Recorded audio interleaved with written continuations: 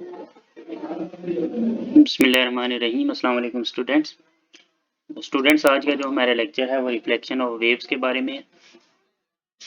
Reflection of waves आप पहले भी पढ़ चुके हैं। 10th क्लास में आपने रिफ्लेक्शन और डायफ्रैक्शन वाला फिनोमेना पढ़ा था। तो इन तीनों में आपको फ़र्क भी मालूम होगा, रिफ्लेक्शन और डायफ्रैक्शन में। लेकिन यहाँ पे हमें सिर्फ रिफ्लेक्शन के बारे में पढ़ना है कि रिफ्लेक्शन क्या होती है। Reflection of wave and phase change. यहाँ पे हम हर किस्म की वेव्स की रिफ्लेक्शन को देखेंगे, चाहे वो रिफ्लेक्शन मैकेनिकल वेव्स की हो या इलेक्ट्रोमैग्नेटिक की या लॉन्गिट्यूडनल वेव्स या ट्रांसवर्स वेव्स। लेकिन हमारा मेन कंसर्न जो, जैसा कि आप जानते हैं कि इस चैप्टर में हम ज़्यादातर साउंड वेव्स के बारे में पढ़ रहे हैं, तो हम यहाँ पे मेन हमारा फोकस होगा कि हम साउंड वेव्स की रिफ्लेक्शन के बारे में देखें कि साउंड वेव्स की रिफ्लेक्शन क्या होती है। तो रिफ्लेक्शन ऑफ वेव्स, रिफ्लेक्शन की डेफिनेशन क्या है हमारे पास, पहले रिफ्लेक्शन की डेफिनेशन देख लेते हैं हम। The bouncing back of the waves from the boundary of a certain medium.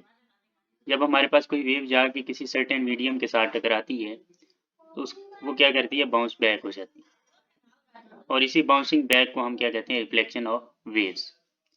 अब हमारे पास वो कितने रिफ्लेक्शन बैक हुई है, 100% रिफ्लेक्शन बैक तो नहीं होती, कुछ हिस्सा उसका एब्जॉर्ब हो जाता है, मीडियम एब्जॉर्ब कर लेता है, और कुछ हिस्सा जो होता है वो हमारे पास रिफ्लेक्ट बैक हो जाता है।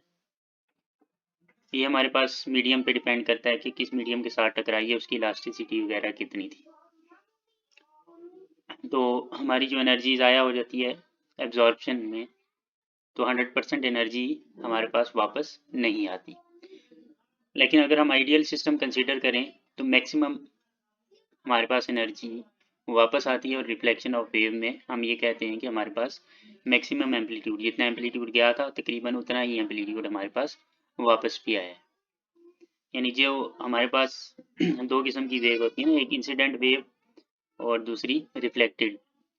इंसिडेंट वो होती है जो हमारे पास असल वेव होती है, रिफ्लेक्टेड वो जो टकराने के बाद वापस आती है, उसे हम रिफ्लेक्टेड वेव कहते हैं। अच्छा, रिफ्लेक्शन जो है यहाँ पे हम मैकेनिकल वेव्स में भी ऑब्जर्व कर सकते हैं, इलेक्ट्रोमैग्नेटिक वेव्स में भी ऑब्जर्व कर सकते हैं।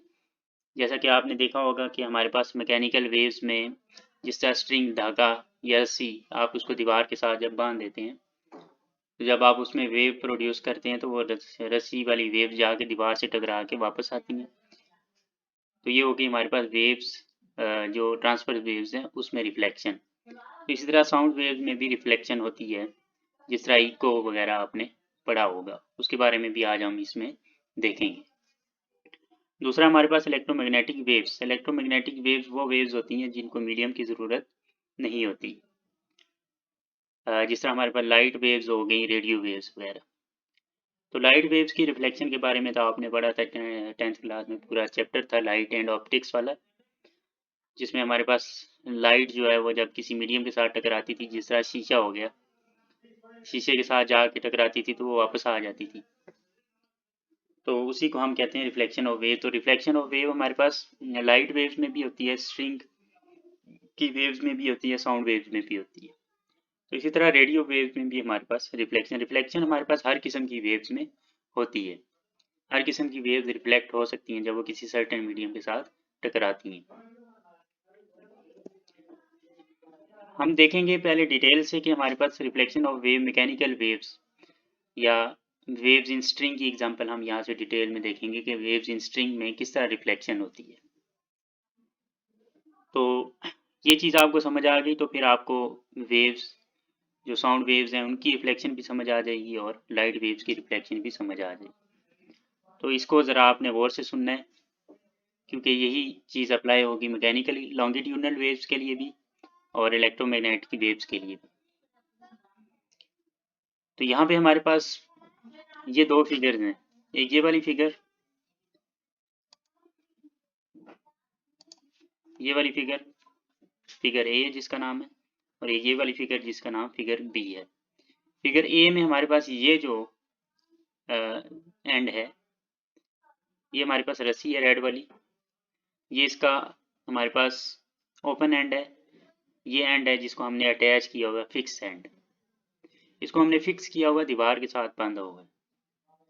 लेकिन ये वाले जो हमारे पास फिगर है, इस फिगर में हमारे पास हमने ओपन एंड तो वैसे ही है जैसा यहाँ पे था, लेकिन यहाँ पे हमारे पास हम जो हमारा क्लोज्ड एंड है या जिस एंड को हमने फिक्स किया हुआ है उसको हमने रिंग के साथ फिक्स किया हुआ है।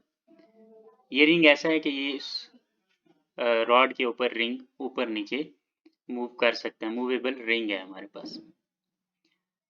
इसको हम डेंसर मीडियम कंसिडर करेंगे, इसको रेयर मीडियम। डेंसर मीडियम वो होता है जिसके पार्टिकल जो होते हैं वो मूवेबल नहीं होते, बहुत ही हाईली पैक्ड, टाइटली पैक्ड होते हैं। अब इसमें क्योंकि ये ऊपर नीचे मूव कर सकता है तो इसको हम रेयर मीडियम कंसीडर करेंगे। ठीक है, तो इसको हम एज अ टेंसर कंसीडर करके इसमें चेक करेंगे कि हमारे पास रिफ्लेक्शन किस तरह की होगी, और इसको as a rare medium consider करके हम इसमें चेक करेंगे कि हमारे पास रिफ्लेक्शन किस किस्म की होगी। तो सबसे पहले क्या करना है, हमने ये पहले पॉइंट पे हमने पल्स प्रोड्यूस किए, इसको हम कहते हैं पल्स, क्योंकि ये वेव का एक छोटा सा हिस्सा है उसको हम पल्स कहते हैं। ये पल्स हमने यहाँ से रस्सी को झटका दिया, पल्स क्या करेगी, यहाँ से पल्स जनरेट होगी, वो इस तरफ मूव करना शुरू करेगी। मूव करके जब वो जाके दीवार के साथ टकराएगी तो अपनी एनर्जी क्या करेगी, ये दीवार को ट्रांसफर करेगी, दीवार के ऊपर क्या करेगी, एक्शन करेगी। अब क्योंकि दीवार को ये मूव नहीं कर सकती, दीवार फिक्स है, तो दीवार क्या करेगी, इसको ऑपोजिट डायरेक्शन में रिएक्शन लगाएगी। अब ये इस डायरेक्शन में आ रही थी और अपवर्ड क्रस्ट की फॉर्म में आ रही थी, तो जब ये आके दीवार से टकराएगी तो दीवार रिएक्शन फोर्स इसको लगाएगी, लेकिन रिएक्शन फोर्स में वो क्या करेगी, इस वेव को, इस पल्स को उल्टा देगी। पहले ये क्रस्ट की फॉर्म में थी, वापसी पे जाते हुए क्या होगी, ट्रफ की फॉर्म में वापस जाएगी। और यही प्रॉपर्टी होती है डेंसर मीडियम की, कि जब कोई वेव आके रेयर मीडियम से डेंसर मीडियम में आके डेंसर मीडियम से टकराती है तो वापसी पे रिफ्लेक्शन के दौरान उसमें शिफ्टिंग हो जाती है, फेज शिफ्टिंग, इसको हम कहते हैं फेज शिफ्ट हो जाता है उसका। पहले बिल्कुल क्रस्ट आ रहा था और वापसी पे बिल्कुल उसका ऑपोजिट ट्रफ वापस जा रहा है। जबकि इस रेयर मीडियम में हमारे पास ये होगा कि जब हम इधर से पल्स प्रोड्यूस करेंगे तो ये पल्स इधर से ट्रेवल करती हुई जाके जब इससे टकराएगी तो क्योंकि रिंग ये मूवेबल था तो ये क्रस्ट क्या करेगी, अपनी जब एनर्जी इसको देगी तो ये रिंग मूव करके ऊपर चला जाएगा। जब ये रिंग ऊपर जाएगा तो वापस जब नीचे आएगा तो जिस तरह हमारा हाथ ऊपर जाके नीचे गया था और उसने एक क्रस्ट प्रोड्यूस की थी, इसी तरह ये ऊपर जाके जब नीचे आएगा तो ये भी एक क्रस्ट ही प्रोड्यूस करेगा। इस केस में क्योंकि दीवार मूवेबल नहीं थी तो हमारे पास क्या हुआ, दीवार ने रिएक्शन ऑपोजिट लगाया और उसकी ट्रफ प्रोड्यूस।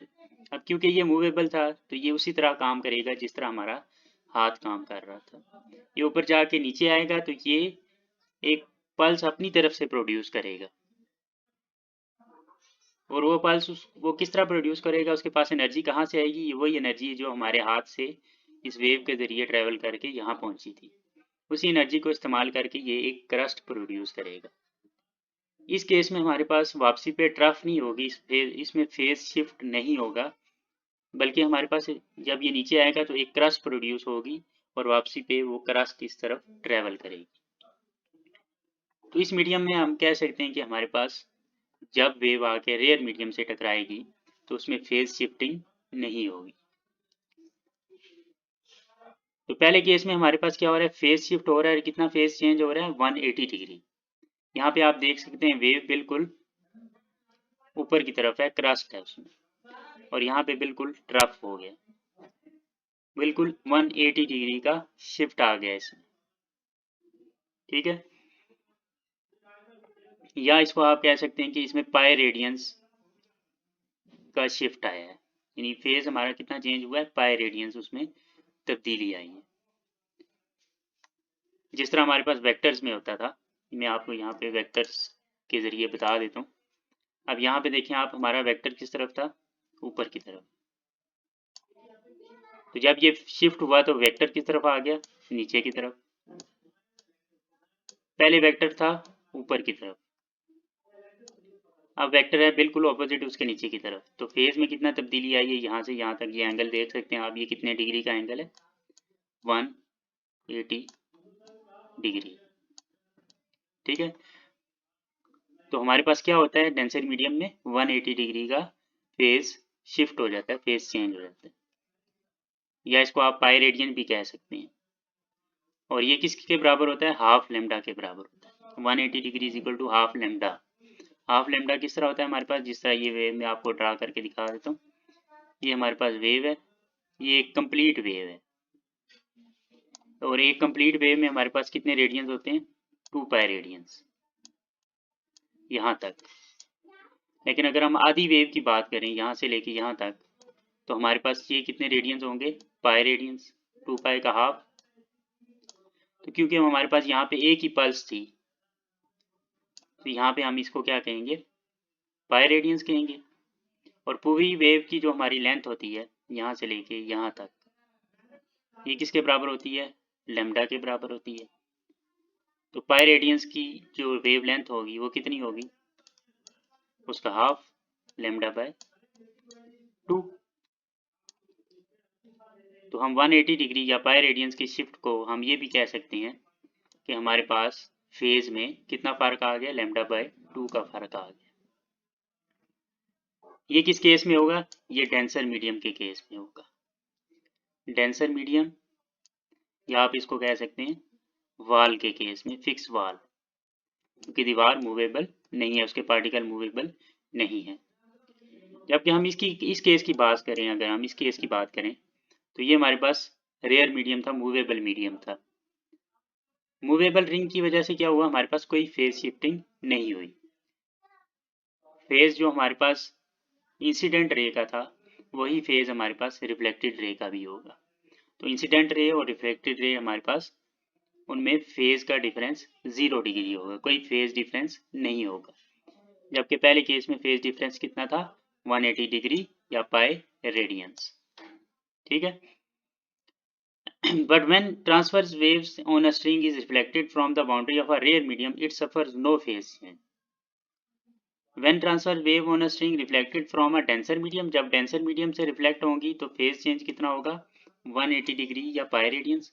लेकिन जब हमारे पास ट्रांसवर्स वेव, ये ट्रांसवर्स वेव की बात हो रही है जो स्ट्रिंग में प्रोड्यूस हो रही हैं, जब रिफ्लेक्ट होंगी किससे, boundary of a rare medium. ये रेयर मीडियम हमने कंसीडर किया था।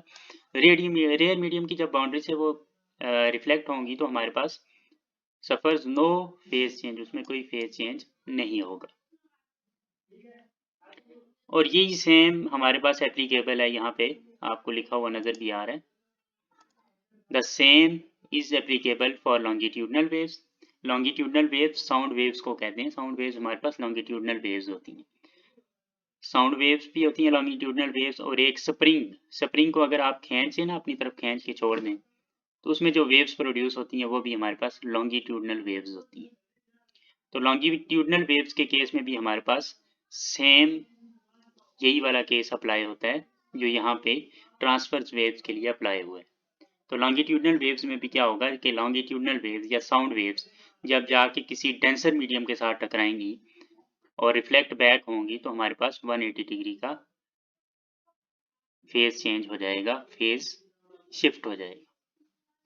जबकि जब वो रेयर मीडियम के साथ जाके टकराएंगी, डेंसर से रेयर की तरफ जब जा रही होंगी, तो हमारे पास क्या होगा, 180 डिग्री का शिफ्ट नहीं होगा, हमारे पास नो फेज शिफ्टिंग या नो फेज चेंज है। और ईएम वेव इलेक्ट्रोमैग्नेटिक वेव्स, उनके लिए भी हमारे पास सेम रूल अप्लाई होगा, क्योंकि इलेक्ट्रोमैग्नेटिक वेव्स भी हमारे पास लॉज ऑफ रिफ्लेक्शन को फॉलो करती हैं। क्योंकि electromagnetic waves laws of reflection को फॉलो करती हैं, लॉन्गिट्यूडनल वेव्स भी फॉलो करती हैं, और हमारे पास ट्रांसवर्स वेव्स भी फॉलो करती हैं। तो जो वेव्स हमारे पास लॉज ऑफ रिफ्लेक्शन को फॉलो करती हैं, उन सब में ये केस अप्लाई हमारे पास होगा। लॉज ऑफ रिफ्लेक्शन के बारे में तो आप जानते ही होंगे। पहला लॉ हमारे पास क्या है कि रिफ्लेक्शन का लॉ, कि incident angle of incidence is equal to the angle of reflection. Incident का एंगल और एंगल ऑफ इंसिडेंट, यानी जो इंसिडेंट रे का जो एंगल था नॉर्मल के साथ, और जो रिफ्लेक्टेड रे का एंगल था नॉर्मल के साथ, वो सेम होता है। पहला लॉ हमें ये कहता है। ये मैट्रिक में आपने पढ़ा था। और दूसरा लॉ हमें ये कहता है कि हमारे पास इंसिडेंट रे, रिफ्लेक्टेड रे और नॉर्मल तीनों एक ही प्लेन में होंगे, यानी तीनों एक्स वाई प्लेन में होंगे या एक्स जेड में होंगे या वाई जेड में होंगे। ये नहीं हो सकता कि दो एक्स वाई में हो तीसरा जेड में हो, तीनों एक प्लेन में होंगे, या एक्स वाई प्लेन में या वाई जेड प्लेन में या एक्स जेड प्लेन। अब हम देखेंगे रिफ्लेक्शन ऑफ साउंड वेव कि साउंड वेव, जिस तरह मैंने शुरू में कहा था कि हमारा मेन फोकस साउंड वेव्स पे है कि साउंड वेव्स किस तरह रिफ्लेक्ट करती हैं। तो हम देखते हैं कि साउंड वेव्स की रिफ्लेक्शन किस तरह की होती है। साउंड वेव्स भी हमारे पास, मैंने जैसे पहले भी बताया, obeys the laws of reflection just like other waves की तरह हमारे पास ये भी लॉज ऑफ रिफ्लेक्शन को फॉलो करती हैं। For regular reflection of sound waves, the surface must be smooth and flat. अगर आप ये चाहते हैं कि हमारे पास रेगुलरली रिफ्लेक्शन हो, यानी कि बिल्कुल perfect reflection of sound waves हो, तो उस केस में आपकी जो मीडियम है जिसके साथ जाके वेव्स टकराएंगी, फॉर एग्जांपल दीवार है, तो इस दीवार का बिल्कुल प्लेन होना ज़रूरी है। अगर हमारे पास रफ दीवार होगी, खुरदरी दीवार होगी या फ्लैट बिल्कुल प्लेन नहीं होगी, तो उस केस में हमारे पास रिफ्लेक्शन ऑफ साउंड नहीं होगी, या हुई भी तो बहुत ही कम होगी जो आपको सुनाई नहीं देगी। तो रिफ्लेक्शन के फिनोमिना को, जैसा कि आप जानते हैं, रिफ्लेक्शन ऑफ साउंड वेव्स, इसको हम यूज़ करते हैं finding depth of the ocean के लिए और detecting the submarines under water. Sound waves बिल्कुल उसी तरह रिफ्लेक्ट करती हैं जिस तरह पिछले केस में मैंने रस्सी के बारे में बताया था, जिस तरह रस्सी रिफ्लेक्ट करती है, रस्सी की वेव रिफ्लेक्ट करती हैं। जब हमारी हम आवाज़ निकालते हैं तो हमारी आवाज़ की जो वेव्स हैं वो जाके जब दीवार के साथ टकराती हैं तो टकरा के वो वापस आती हैं। और अगर हमारी दीवार क्योंकि हमारा डेंसर मीडियम है तो उसमें हमारे पास फेज शिफ्टिंग हो जाती है 180 डिग्री की। और अगर हम रेयर मीडियम की बात करें तो रेयर मीडियम के केस में हमारे पास फेज शिफ्टिंग नहीं होगी। जो रिफ्लेक्शन ऑफ साउंड वेव्स है इसको हम अगले नेक्स्ट जो ये इससे आगे हमारे पास इसी टॉपिक में आ रहा है, इको और रिवर्बेशन, उसमें हम डिटेल से देखेंगे। तो फिलहाल हम ये देखते हैं कि हमारे पास जो रिफ्लेक्शन ऑफ साउंड वेव्स है वो हम कहाँ कहाँ इस्तेमाल करते हैं। तो ये आपने पहले भी पढ़ा होगा कि हम डेप्थ ऑफ ओशन, किसी समंदर की गहराई को नापने के लिए हम साउंड वेव्स का इस्तेमाल करते हैं। तो क्योंकि आप जानते हैं कि हमारे पास साउंड वेव रिफ्लेक्ट कर सकती हैं, इसी फिनोमिना को हम इस्तेमाल करते हैं हम ये हैं कि हम साउंड वेव जनरेट करते हैं, उनको फिर जो हमारी बोट होती है, कश्ती होती है, उसके साथ हमने सेंसर लगाया होता है और एक हमारे पास प्रोड्यूसर होता है जो साउंड प्रोड्यूस करता है। तो जब वो साउंड प्रोड्यूस करता है तो उससे साउंड ट्रेवल करके जब समंदर की गहराई में जो सतह होती है, समंदर की गहराई जो होती है उसमें जो हमारे पास ज़मीन होती है समंदर की गहराई में, उसके साथ जब जाके टकराती हैं तो वो वापस आ जाती हैं, टकराने के बाद रिफ्लेक्ट होके वापस आ जाती हैं। तो हमारे पास जो सेंसर लगा होता है कश्ती में, वो नाप लेता है कि हमारे पास वेव्स में जाने में और आने में कितना टाइम लगा है, और स्पीड ऑफ साउंड हमें मालूम है। तो S is equal to V T वाला सिंपल सा फार्मूला लगा के हम ये फाइंड कर सकते हैं एस कितना था या डेप्थ कितनी थी। और दूसरा हमारे पास जो इस्तेमाल है वो detecting the submarines under water. Submarines जो होती हैं अंडर वाटर, अगर आप वो डिटेक्ट करना चाहते हैं कि हमारे समंदर में हमारी सबमरीन के अलावा कोई सबमरीन मौजूद है या नहीं है, या सबमरीन्स अपना रास्ता डिटेक्ट करने के लिए वो भी रिफ्लेक्शन ऑफ वेव्स इस्तेमाल करती हैं। वो वेव्स को जनरेट करती हैं, वो वेव्स जाके टकराती हैं, जितने भी आगे चीज़ें मौजूद होती हैं उनसे टकरा के जब वो वापस आती हैं तो उनको एनालाइज करके वो पता चला लेते हैं कि हमारे पास जो सबमरीन के सामने चीज़ आ रही है वो कितनी बड़ी है या कितनी छोटी है। साइज से और शेप से वो अंदाज़ा लगा लेते हैं कि हमारे पास वो क्या चीज़ होगी, कोई पत्थर है, कोई बड़ा पहाड़ है या कोई सबमरीन वगैरह है। तो इसी तरह आपने सुना होगा कि जो चमगादड़ होती हैं ये भी साउंड वेव्स का इस्तेमाल करती हैं, रिफ्लेक्शन ऑफ साउंड वेव्स का इस्तेमाल करके अपना रास्ता ढूंढती हैं। तो जब ये उड़ती हैं तो ये साउंड प्रोड्यूस करती हैं और इनका साउंड की फ्रीक्वेंसी इतनी हाई होती है को इंसान के कानों के लिए ऑडिबल फ्रीक्वेंसी नहीं होती, 20,000 हर्ट्ज से वो ऊपर होती। तो जब वो जाके किसी चीज़ से टकराती है तो फ़ौरन उनका दिमाग डिटेक्ट करता है कि सामने कोई चीज़ आ गई है। वो टकरा के वेव्स आके दिमाग को इशारा देती हैं कि सामने कोई चीज़ आ गई है, वो एकदम अपना रास्ता तब्दील कर लेती हैं। तो जो बैट्स होती हैं, चमगादड़ें, वो हमारे पास क्या करती हैं, इसी रिफ्लेक्शन ऑफ साउंड वेव्स को इस्तेमाल करके अपना रास्ता ढूंढती हैं। अच्छा, जो मैं कह रहा था कि हमारे पास रिफ्लेक्शन ऑफ साउंड वेव्स को हम डिटेल से पढ़ेंगे, वो इको एंड रिवर्बरेशन में पढ़ेंगे। इको एंड रिवर्बरेशन में बहुत ही हल्का सा हमारे पास फ़र्क होता है। तो इसको समझने के लिए आपको ज़रा गौर से सुनना होगा यहाँ पे। अब जैसा कि आप जानते हैं कि हमारे पास साउंड वेव्स भी रिफ्लेक्ट होती हैं, और ये आपने महसूस भी किया होगा। जैसे आप किसी ऊंची पहाड़ी इलाके में चले जाएं, वहाँ पे आप अपनी आवाज़ जब ज़ोर से आप बोलते हैं तो आवाज़ जाके दूसरे पहाड़ से टकरा के वापस आती है, और फिर क्या होता है, आपको थोड़ी देर बाद अपनी ही आवाज़ वापस सुनाई देती है। इसको हम कहते हैं इको। और इको हमारे पास तब प्रोड्यूस होती है जब हमारे पास हमारा यानी प्रोड्यूसर जो साउंड प्रोड्यूस कर रहा है और हमारा जो मीडियम है जिसके साथ जाके वेव्स ने टकराना है, उसके और प्रोड्यूसर के दरमियान डिस्टेंस 17 मीटर या उससे ज़्यादा हो। 17 मीटर या उससे ज़्यादा डिस्टेंस होगा तब हमारे पास इको प्रोड्यूस होगी। और इको हमारे पास क्या होती है, अगर 17 मीटर है, मिनिमम 17 मीटर है, तो 0.1 सेकेंड लेटर, तो 0.1 सेकेंड लगेगा साउंड वेव को जाके वापस आने में।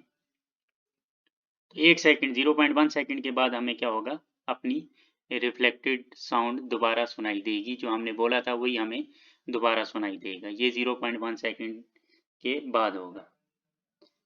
तो जितना हम अपना डिस्टेंस बढ़ाते जाएंगे उतना हमारे जो टाइम है रिफ्लेक्शन का वो बढ़ता जाएगा, और उतनी ही देर से हमें हमारी आवाज़ जो है वो रिफ्लेक्ट होकर वापस सुनाई देगी। इसको हम कहते हैं इको, यानी हमारी आवाज़ जब हमें वापस सुनाई दे टकराने के बाद, उसको हम इको कहते हैं। अब आपने देखा होगा कि एक दफ़ा आप बोलते हैं तो 3-4 दफ़ा आपको अपनी आवाज़ वापस सुनाई देती है। इसकी वजह ये होती है कि एक दफ़ा जाके वो टकराती है, फिर रिफ्लेक्ट होती है, फिर टकराती है, फिर रिफ्लेक्ट होती है। इस तरह 2-3 दफ़ा वो रिफ्लेक्ट होती है। एट दी एंड जब उसकी एनर्जी ख़त्म हो जाती है तो फिर वो मज़ीद रिफ्लेक्शन के काबिल नहीं रहती, फेंट हो जाता है, साउंड इतना कमज़ोर हो जाता है कि आपको दोबारा इको सुनाई नहीं देती। तो जितनी ज़्यादा एनर्जी की आप वेव प्रोड्यूस करेंगे उतनी ही ज़्यादा मरतबा आपको अपनी इको, अपनी रिफ्लेक्टेड साउंड सुनाई देगी। तो इको के लिए 17 मीटर या उससे ज़्यादा का डिस्टेंस होना ज़रूरी है, और टाइम का 0.1 सेकेंड होना ज़रूरी है। क्योंकि 0.1 सेकेंड हमारे पास ऐसा टाइम होता है कि जिसके दौरान हमारा दिमाग दोबारा इस काबिल हो जाता है कि वो दूसरी आवाज़ को डिटेक्ट करके उसको एनालाइज कर सकता है।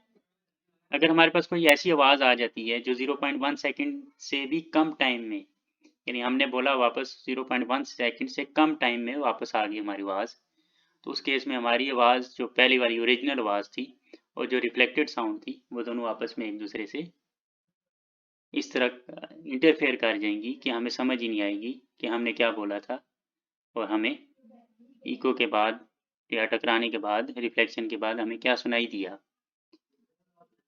जब हमारे पास आवाज़ 0.1 सेकेंड से कम टाइम में रिफ्लेक्ट बैक होकर वापस आ जाती है, उसको फिर हम इको नहीं कहते। उस केस में हमारा डिस्टेंस जो होता है वो 17 मीटर से कम होता है। तो जब हमारा डिस्टेंस 17 मीटर से कम हो जाए और रिफ्लेक्टेड वेव्स जो है वो 0.1 सेकेंड से कम टाइम लगा के वापस आ जाएं, तो उस केस में हमारे पास उसको हम इको नहीं कहेंगे, उसको हम रिवर्बरेशन कहेंगे। तो रिवर्बरेशन इको की तो मैंने आपको एग्जांपल दी, जिस तरह पहाड़ी इलाके में आप चले जाते हैं तो वहाँ पे आपको इको सुनाई देती है।